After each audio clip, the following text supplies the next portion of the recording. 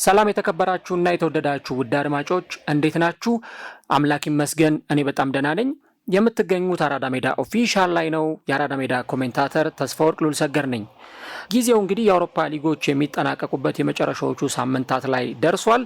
ከዚህ በኋላ በዋነኝነት ትኩረት ይስባል ተብሎ የሚጠበቀው በተለይም በዋነኝነት የተጫዋቾች የዝውውርን ጉዳይ በተመለከተ ነው። በተለይ በአውሮፓ የሚገኙ ትልቅ ግምት የሚሰጣቸው ክለቦች እነማንን ሊያስፈርሙ ይችላሉ? ተጫዋቾችንስ በተመለከተ የትኛው ተጫዋች ከክለቡ ሊለቅ ይችላል? የእነዚህ የዝውውር ጉዳዮች አሁንም ድረስ በስፋት የሚነሱና እስከ ዝውውር መስኮቱ መጠናቀቂያ ወይም ማብቂያ ቀን ድረስ በስፋት የሚነሱ ጉዳዮች ይሆናሉ። አርሰናልን በተመለከተ ደግሞ በተለይም የወጣ አዲስ መረጃ ስላለ ያንን መረጃ በተለይም ደግሞ ሁኔታው ምን ይመስላል የሚለውን ጉዳይ ለእናንተ ለአድማጮች ይዘን መተናል። ትላንትና ምሽት ላይ በነበረን የቀጥታ ስርጭት ፕሮግራም አርሰናልን በተመለከተ በተለይም አርሰናል እነማንን ሊያስፈርም ይችላል፣ እነማንስ ደግሞ ከአርሰናል ሊለቁ ይችላሉ የሚሉትን ጉዳዮች በተመለከተ ለእናንተ ለአድማጮቻችን ሰፋ ያሉትን ጉዳዮች ተመልክተናል። በተለይ ወደ አርሰናል ይመጣሉ ተብሎ የሚታሰቡትን እነ ቪክተር ዮኬሬሽን እንዲሁ ደግሞ እነ ኒኮ ዊሊያምስን አርሰናል እነዚህን ተጫዋቾች ወደ ክለቡ ለመቀላቀል ምን አይነት ስራዎችን እየሰራ እንደሚገኝ ለሊያንድሮ ትሮሳርድ ደግሞ የውል ማራዘሚያ መስጠቱን እነ ዳቪድ ራያ ከአርሰናል ይለቃሉ ተብሎ እንደማይታሰብ አንድሪያ ቤርታ የክለቡ አዲሱ ስፖርቲንግ ዳይሬክተር ደግሞ በክለቡ ውስጥ እያደረጋቸው ስለሚገኙ ወይም ደግሞ እያከናወናቸው ስለሚገኙ ስራዎች በትላንትናው ፕሮግራማችን ላይ ሰፋ አድርገን ተመልክተናል። አሁን ደግሞ ቶማስ ፓርቴን በተመለከተ እየወጡ ያሉ ጉዳዮችን እንመለከታለን። ዘ ስታንዳርድ ነው መረጃውን ይዞት የወጣው። ይህ የአርሰናሉ አማካይ የከፍተኛ ገንዘብ የዝውውር ጥያቄን ውድቅ አድርጓል የሚሉ መረጃዎችን ይዞ ወጥቷል።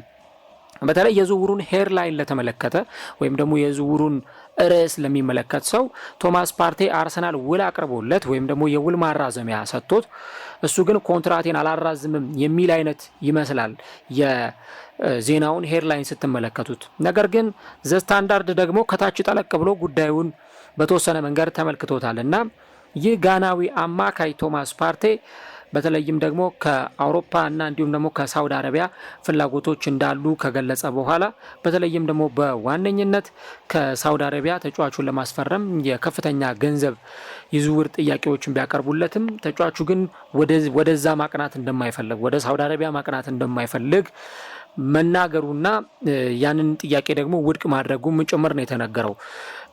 ከዚህ ቀደም አንድ ፕሮግራም ሰርቼላችሁ ነበረ። አርሰናል የቶማስ ፓርቴን የዝውውር ጉዳይ ችላ ብሎታል። ኮንትራት ሊሰጠው ይገባል፣ ግን ደግሞ ያንን ነገር ብዙም ትኩረት እየሰጡት አይደለም በሚል አንድ ፕሮግራም ሰርቼላችሁ ነበረ ከወራት በፊት። ገብታችሁ ልታደምጡትና ልትከታተሉ ትችላላችሁ። ያም ሆኖ ግን አሁንም ደግሞ መድፈኞቹ አርሰናሎችን በተመለከተ ስለ ቶማስ ፓርቴ ሲነገር ወይም ስለ ቶማስ ፓርቴ ሲወራ አርሰናል አሁን ይህንን ተጫዋች ውሉ ሊጠናቀቅ የቀረው ጥቂት ጊዜ ብቻ ነው። በኤምሬትስ የሚያቆየው የመጨረሻው 2 ወር ላይ ነው የሚገኘው እና ከዚህ 2 ወራት በኋላ ተጫዋቹ ፍሪ ኤጀንት ስለሚሆን የትኛውም ክለብ በነፃ ሊያስፈርመው የሚችልበት እድል አለ ማለት ነው። ምክንያቱም ተጫዋቹ ኮንትራቱ ሊጠናቀቅ የመጨረሻው ምዕራፍ ላይ ስለሚገኝ እንግዲህ አርሰናል ከተጫዋቹ ጋር ንግግር ማድረግ ከጀመረ ሰንበትበት ብሏል። አርሰናልም ደግሞ ተጫዋቹን በክለቡ ውስጥ ማቆየት ይፈልጋል። እንደውም እንደ ቅርብ መረጃዎች ከሆነ አርሰናል ባለፉት ጥቂት ሳምንታት በተጫዋቹ ካምፕ ይህንን ጋናዊ አማካይ በክለቡ ለማቆየት ንግግሮችን እያደረገ ነው የሚሉ ጉዳዮች ሲነሱ ነበር። ምናልባት እኔ ከዚህ በፊትም እንደተናገርኩት አርሰናል ቶማስ ፓርቴን የሚለቅ ከሆነ በግሌ ትልቁን የውድድር ዓመቱን ስህተት የሚሳሳተው ያኔ ነው የሚል ነገር እያነሳን ነበር። ቶማስ ፓርቴ እንግዲህ በተለይም ደግሞ ለአርሰናል የሚሰጠው ጠቀሜታ ምን ያክል ከፍ ያለ እንደሆነ በዛ ላይ ቶማስ ፓርቴ ሲኖርና ሳይኖር እንኳን አርሰናል አንድ አይነት ፐርፎርማንስ እንደማያሳይ ይህንም በተደጋጋሚ ማስረጃዎች ጭምር ተመልክተናል። ኢቨን አርሰናል ከቻምፒየንስ ሊግ ግማሽ ፍጻሜ ለመሰናበቱ ምክንያት ተደርገው ከሚጠቀሱ ምክንያቶች መካከል አንደኛው ተጫዋቹ በሪያል ማድሪዱ የመልስ ጨዋታ ላይ የተመለከተው በጣም ኬርለስ የሆነ ቢጫ ካርድ እና ከዛ በኋላ ደግሞ በመጀመሪያው ዙር የኤምሬትሱ ጨዋታ ላይ አለመኖሩ አርሰናልን እንደጎዳው ሲነገር ነበር። ተጫዋቹ እንግዲህ 49 ጨዋታዎችን ነው በዚህ አመት ማድረግ የቻሉ። ቶማስ ፓርቴን እንግዲህ እንደምታውቁት ብዙ ጊዜ ጉዳት የሚያጠቃው በጥቂት ሞመንቶች ጉዳት የሚያጋጥመው ልምምር ላይ ሳይቀር የሚጎዳ ከዛ ደግሞ ተጎድቶም ወደ ሜዳ ለመመለስ በጣም የሚቸግረው አይነት ተጫዋች ነው። ነገር ግን በጣም በሚያስገርም ሁኔታ በተለይ ተጫዋቹ ምን ያክል ለአርሰናል አስፈላጊ እንደሆነ የምታውቁት ከ2 ዓመት በፊት ተጫዋቹ ሙሉ የውድድር ዓመቱን ምናልባት ከጥቂት ጨዋታዎች በስተቀር በ2022-23 የውድድር ዘመን ከጉዳት ነፃ ሆኖ ነበር ያሳለፈውና ከግራኒት ዣካ ጋር የነበራቸው ጥምረት አርሰናልን እንዴት ለዋንጫ ተፎካካሪ እንዳደረገው ለ200 ምናምን ቀን አርሰናል ፕሪሚየር ሊጉን ሲመራ ቶማስ ፓርቴ ትልቁን አስተዋጽኦ ነበር ያደረገው። እናም ይሄንን በትልቅ ደረጃ ማንሳት ያስፈልጋል። ቶማስ ፓርቴ አይደለም እንደዚህ ረዘም ላለ ጊዜ ሜዳ ላይ ሲጫወት መመልከት ይቀርና በጥቂት ጨዋታዎች ላይ እንኳን ተጽዕኖውን መመልከት ይቻላል። አምናም ቢሆን በጥቂት ጨዋታዎች ላይ ተሰልፎ የተጫወተባቸውን ሁኔታዎች ተመልክተን ነበር። ዘንድሮ ግን ተጫዋቹ ለአርሰናል በሚገባው ደረጃ ወይም ደግሞ በሚያስፈልገው ደረጃ አገልግሎት እየሰጠ እንደሚገኝ ነው እየተመለከትን የምንገኘው። እንግዲህ ተጫዋቹን አርሰናል ምን ያክል በክለቡ እያሳየ ስለሚገኘው አቋም ያምነዋል የሚባል ነገር ቢነሳ አሁን ላይ የእሱ አይነት አማካዮች ወይም የተከላካይ አማካዮችን ፈልጎ ማግኘት በጣም አስቸጋሪ ይሆናል።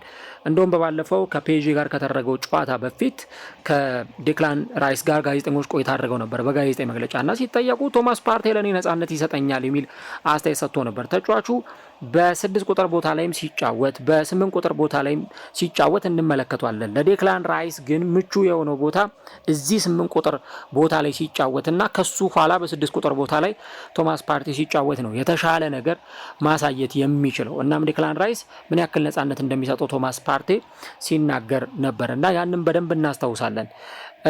ሁለቱ ተጫዋቾች አንድ ላይ ሲጫወቱና ዴክላን ራይስ ብቻውን ሲጫወት ወይም ደግሞ ጆርጊኖ በቶማስ ፓርቴ ቦታ ላይ ገብቶ ሲጫወት ያለው አፈጻጸም አንድ እንዳልሆነ በደንብ ይሄንን መመልከት ያስፈልጋል።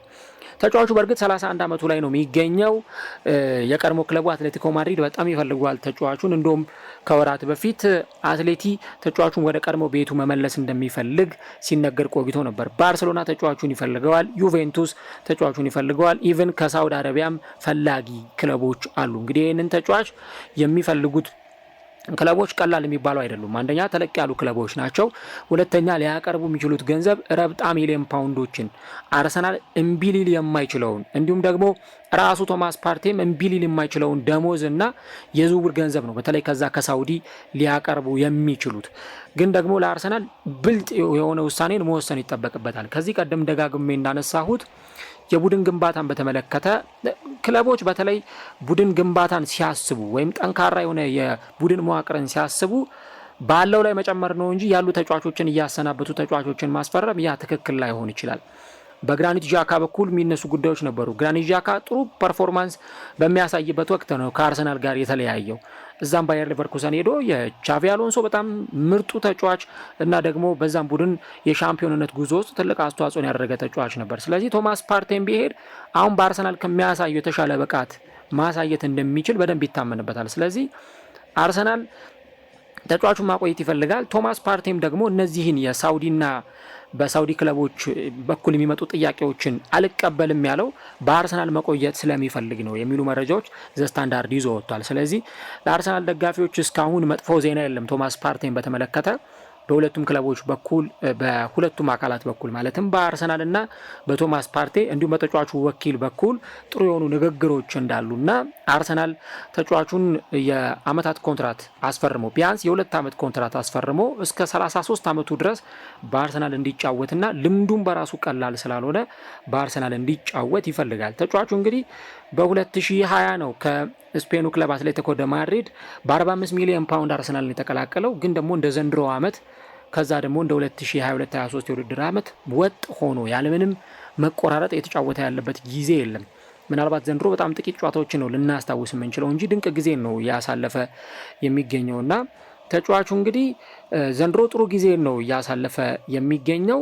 ከ2017-18 የውድድር ዘመን በኋላ 50 ጨዋታዎች ላይ መድረስ የሚችልበት እድል ላይ ይገኛል። እንግዲህ ተጫዋቹን እንደምታውቁት አሁን አርሰናል 2 የመጨረሻ ጨዋታዎች ይቀሩታል ከኒውካስልና ከሳውዛምፕተን ጋር። በእነዚህ ጨዋታዎች ላይ የሚሰለፍ ከሆነ ያንን ሪከርድ እኩል ማድረግ መጋራት ወይም መስበርም ይችላል ቶማስ ፓርቴ በአንድ የውድድር ዓመት 50ና ከዛ በላይ ጨዋታዎችን የሚጫወት ከሆነ። ሌላው ግን የዚህ ተጫዋች መኖር ደግሞ በአርሰናል የሚሰጠው ጠቀሜታ ቀላል የሚባል አይደለም። ምክንያቱም ማርቲን ዙቢሜንዲ ወደ አርሰናል እንደሚመጣ የሚጠበቅ ተጫዋች ነው። አርሰናል እንግዲህ የውል ማፍረሻ 50 ሚሊዮን ፓውንዱን ለመክፈል መስማማቱና በውድድር ዓመቱ መጨረሻ ላይ ሲጠናቀቅ የውድድር ዘመኑ ተጫዋቹን ከሪያል ሶሴዳድ ማምጣት እንደሚፈልግ ያም ደግሞ እንደሚሆንና የአንድሪያ ቤርታ ቀዳሚ ዝውውር እንደሚሆን ነው የሚጠበቀው። ስለዚህ በተለይም ደግሞ ይህንን አማካይ በርካታ ክለቦች ቢፈልጉትም እነ ዙቢሜንዲን፣ ባየር ሚዩኒክ፣ ሊቨርፑል፣ ሪያል ማድሪድ ቢፈልጉትም አርሰናል ግን ይህንን አማካይ ወደ ክለቡ ማምጣት የሚችልበት የመጨረሻው እድል አለ። ስለዚህ የአርሰናል የመሃል ሜዳ ምን ያክል ጠንካራ እንደሚሆን ቶማስ ፓርቴ ውሉን ካራዘመ በዚሁ በቀላሉ መናገር ይቻላል። ጆርጊኒዮ ወደ ፍላሚንጎ ያቀናል የጣሊያናዊ አማካይ። ነገር ግን ደግሞ በተለይ ቶማስ ፓርቴ በተለይም ደግሞ በዚህኛው ውድድር ዓመት እንዳሳየው ብቃት በሚቀጥለው የውድድር ዓመት በአርሰናል ጥሩ ጊዜ ሊያሳልፍ ይችላል ተብሎ ይጠበቃል። ስለዚህ እነዚህን ጉዳዮች ስታስታውሱ በተለይ ቶማስ ፓርቴ በሚቀጥለው ዓመት በአርሰናል የሚቀጥል ከሆነ ማርቲን ዙቢሜንዲ፣ ራሱ ፓርቴ እንዲሁም ደግሞ ዴክላን ራይስ መሀል ሜዳ ላይ ሊኖራቸው የሚችሉትን ጥምረት አስቡትና ከፊት ለፊታቸው ደግሞ ምን አይነት ፍሮንት ስሪ ሊኖር ይችላል? ማርቲን ኦዴጋርድ በዚህ ቡድን ውስጥ ሳይረሳ ማለት ነው። ስለዚህ የቶማስ ፓርቴ በአርሰናል ውስጥ መኖር የሚሰጠው ጠቀሜታ ቀላል የሚባል አይደለም። በርካታ ክለቦች ይፈልጉታል። ልክ በባለፈው ክረምት እንደነበረው ሁሉ ተጫዋቹ ግን የሳውዲ ክለቦችን ጥያቄ አይፈልግም፣ ውድቅ አድርጓል። የሌሎች ክለቦችንም ጥያቄ ቢመጣ እንደማይቀበል ነው እየተነገረ የሚገኘው። የተጫዋቹ ፍላጎት በሰሜን ለንደን ኤሚሬትስ መቆየትና አሁንም ለአርሰናል መጫወት ነው። ምናልባትም አርሰናል ዋንጫ የሚያሸንፍ ከሆነ በሚቀጥለው ውድድር ዓመት ይሄ ተጫዋች ነው ለቡድኑ ቁልፍ ተጫዋች ይሆናል ተብሎ የሚጠበቀው። ለማንኛውም ቶማስ ፓርቴ ጋናዊው የመድፈኞቹ የመሃል ሜዳ አማካይ አሁንም በአርሰናል ለመቆየት ንግግሮችን እያደረገ እንደሆነ ነው እየተነገረ ያለው። ምናልባትም ደግሞ በጥቂት ሳምንታት ውስጥ አዲስ ነገር ካልተፈጠረ በስተቀረ ውሉን ያራዝማል ተብሎ ይጠበቃል። ቶማስ ፓርቴ በአርሰናል ቢቆይ ለአርሰናል ምን አይነት ጠቀሜታ ይሰጣል ብላችሁ ታስባላችሁ? ሀሳቦቻችሁን አጋሩን። አሁንም ግን አርሰናል አዳዲስ ተጫዋቾችን ከማስፈረምን ባሻገር የነባር ተጫዋቾችን ውል ማራዘም ስራውንም አጠናክሮ ቀጥሎበታል።